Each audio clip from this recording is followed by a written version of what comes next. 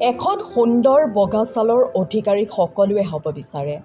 ধুনীয়া বস্তুৰ প্ৰতি আকৰ্ষণ সকলোৰে বেছি, সেয়াই যিয়েই নহওক কিয়। প্ৰতিগৰাকী মহিলাই নিজকে সাজি কাচি ধুনীয়াকৈ ৰাখি ভাল পায়। সেয়ে হয়তো বিউটি পাৰ্লাৰৰ চাহিদা বৰ্তমান সময়ত বেছি। চাকৰিয়াল মহিলাৰ পৰা আৰম্ভ কৰি ঘৰত থকা মহিলাগৰাকীলৈ, যুৱতীৰ পৰা কণমানিজনীলৈ সকলোৱে ভালকৈ থাকিব বিচাৰে। সৌন্দৰ্য নিজৰ মনৰ পৰা আৰম্ভ হয়। কলা বগা বুলি একো পাৰ্থক্য নাথাকে। তথাপি এখন সুন্দৰ ছালৰ গৰাকী হ'বলৈ সকলোৱে বিচাৰে। ব্যস্ত থকাৰ বাবে মহিলাসকলে বহু কম সময় পায় নিজক পৰিচৰ্যা কৰিবলৈ। কিন্তু বৰ্তমান সকলো নিজক লৈ সচেতন। কেনেকৈ লাভ কৰি এখন সুন্দৰ উজ্জ্বল ছাল পাব পাৰি জানো আহকচোন। ১ নম্বৰ, আমি সঘনে ব্যৱহাৰ কৰা বিলাহী ছালৰ বাবে খুবেই উপকাৰী।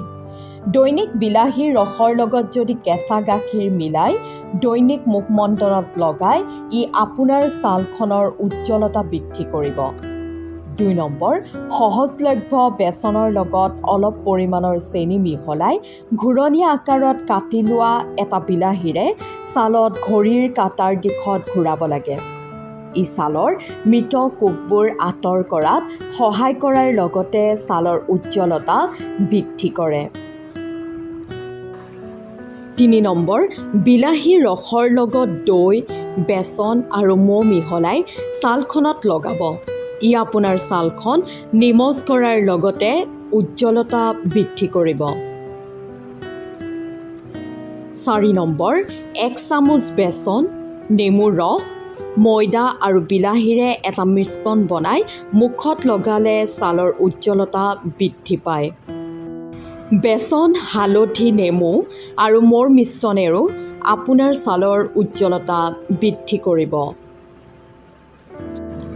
৫ নম্বৰ, ২ চামুচ কফি, নেমুৰ ৰস, বেচন মিলাই ছালত লগালেও এখন সুন্দৰ ছালৰ গৰাকী হ'ব পাৰিব।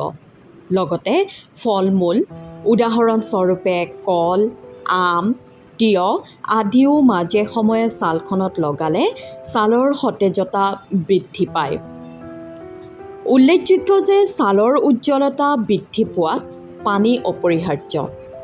দৈনিক পৰ্যাপ্ত পৰিমাণৰ পানী খালেও শৰীৰ চাফা হয় আৰু ছালৰ উজ্জ্বলতা বৃদ্ধি পায়।